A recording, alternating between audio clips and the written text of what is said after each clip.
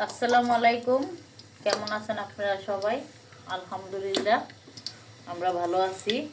চলে আসলাম নতুন আরেকটি ভিডিও নিয়ে, শীতের সবজি, সব কিছু শীতের সবজি।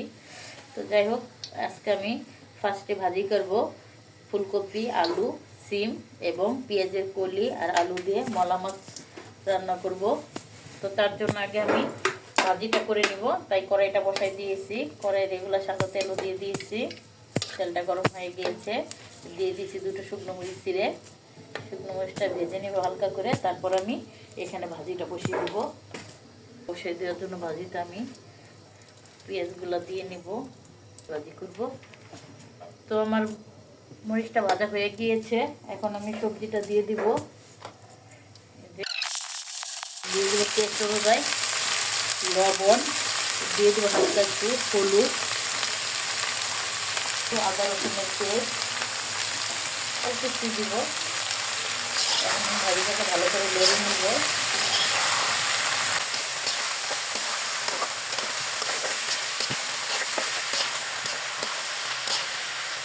এভাবে ভাজিটা খেয়েছেন, খেয়ে থাকেন কমেন্টে জানাবেন, আর না খেলে ভাজি করে নেবেন। এই ভাজিটা আসলে মজা লাগে। ঢাকনা দিয়ে ঢেকে দিব। দেখবো এখন ঢাকনাটা তুলে একটু লেড়ে দিব, ঢাকনাটা ঢেকে দিব। এইভাবে আমি ভাজিটাকে করে নিব। আমার ভাজিটা হয়ে গিয়েছে, এখন আমি ধনেপাতা দিব। ধনেপাতা দিয়ে নামিয়ে নেব। দিয়ে দিয়েছি, এখন আমি নামিয়ে নিব। ভাজিটা হয়ে গিয়েছে। মলা মাছটা চচ্চড়ি করে নিব আলু দিয়ে এবং পেঁয়াজের কলি দিয়ে। তার জন্য দিয়ে দিলাম তেল, রেগুলার সাদা তেল। এটাকে আমি অল্প একটু পেঁয়াজ দিয়ে আগে কষিয়ে নিব, কারণ না কষালে আমার কাছে কেমন জানি মনে হয় কাঁচা কাঁচা একটা ইয়া। যাই হোক, এটা মনের একটা ইয়া। অনেকে তো মাখায়ও রান্না করে, তো আমি ওভাবে খেতে পারি না। আমি তো আগে ভেজে দিতাম, তো এখন কষাই দিব। কষানোর জন্য পাশে দিয়ে দিলাম কাঁচামরিচ কুচি এবং কাঁচামরিচ ফালি এবং পেঁয়াজ কুচি। পেঁয়াজটাকে ভালো করে একটু ভেজে নিব। আমি পেঁয়াজটা ভেজে নিয়েছি, এখন আমি একটু হালকা একটু আদা রসুনের পেস্ট দিয়ে দেবো, অল্প একটু, বেশি দিব না। তো এখানে আমি শুধু হলুদ আর লাল মরিচের গুঁড়োটাই ব্যবহার করবো।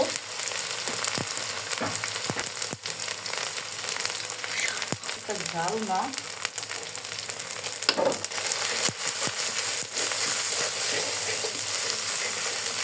দিয়ে দিব এখন একটু পানি, যাতে মশলাটা পুড়ে না যায়। হালকা একটু পানি দিয়ে দিব।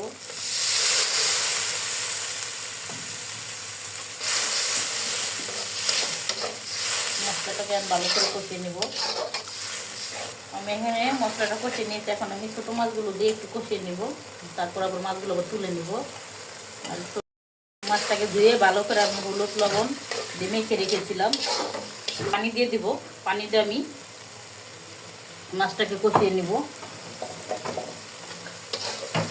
অল্প একটু পানি দিব, ছোটো মাছ তো বেশি পানি লাগবে না। এই পানিটা দিয়ে মাছটাকে কষিয়ে নিব। মাছের যে একটা কাঁচা কাঁচা ফ্লেভার থাকে, ওই ফ্লেভারটা যদি চলে যায়, তখন মাছটা আমি ঢেকে দিব। ঢেকে আমি একটু কষিয়ে নিব।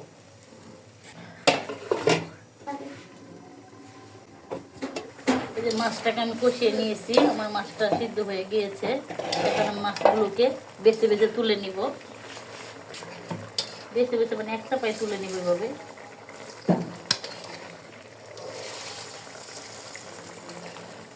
তারপর সবজিটা দিব, না হলে সবজিটা কষাইতে গেলে মাছগুলো সবই ভেঙে যাবে। তো মেখে বসায় রান্না করে খায়, ওটা নাকি টেস্ট অনেক। তো যাই হোক, একজনে একরকম করে পাকাই, এটাই স্বাভাবিক। যার যেভাবে, যার দেশে যেভাবে। পানিটার ভিতর আমি আলু দিয়ে কষিয়ে নেব, আর মাছটা এভাবে রেখে দিয়েছি। তো যাই হোক, দিয়ে দিয়ে আলু আর পেঁয়াজের কলি একসঙ্গে ধুয়ে পরিষ্কার করে রেখেছি। দিয়ে দেবো টেস্ট অনুযায়ী লবণ।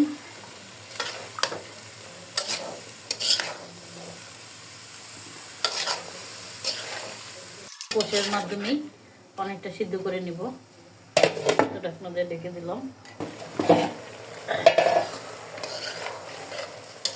ভালো করে এই পানিটা দিয়ে আমি কষিয়ে প্রায় সিদ্ধ করে নেব। অনেকটাই সিদ্ধ হয়ে যাবে, নতুন আলু এখন সিদ্ধ হতে টাইম লাগে না। তারপর আমি হালকা একটু পানি দিয়ে মাছগুলো দিয়ে দিব, তারপর আমি একটু ঢেকে দিব।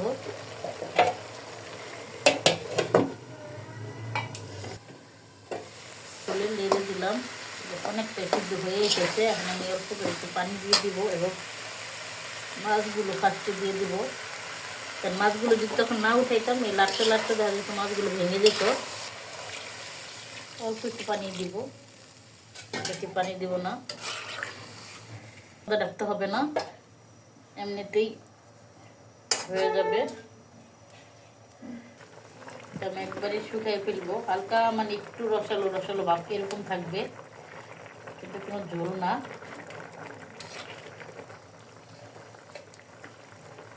শুকিয়ে আসলে আমি ধনিয়া পাতা দিয়ে দিলেই হয়ে যাবে।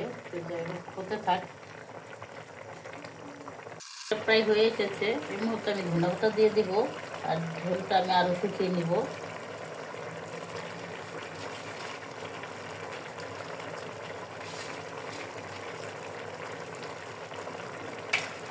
ধনিয়া পাতা দিয়ে একটু আলতো হাতে একটু নিচ থেকে একটু লেড়ে দিব।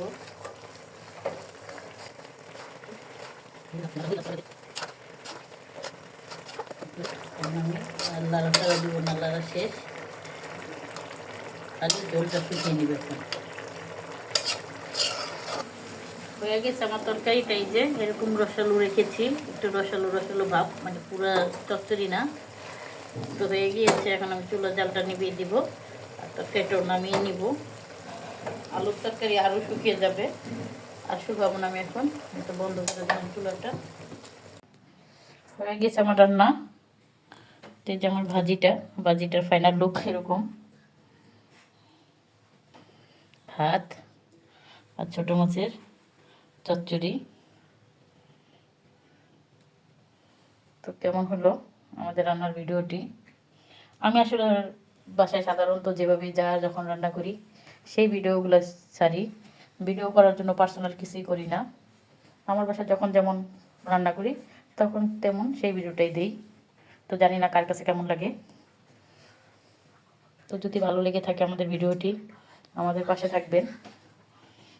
আর এভাবে ভাজিটা কে কে খান? আমি শীতের দিন আসলে মাঝে মাঝে রান্না করি সিম, কফি, আলু, তিনটা জিনিস একসাথে মিক্স করে, এবং মটর সিম থাকলে মটর সিমটাও দিই। তো যেহেতু মটর সিমটা আমার বাসায় ছিল না, তাই আমি দিতে পারিনি। তাই তো আমার রান্নার ভিডিও শেষ। তো যদি আমাদের রান্নার রেসিপিটি ভালো লেগে থাকে তো আমাদের পাশে থাকবেন। আল্লাহ হাফেজ।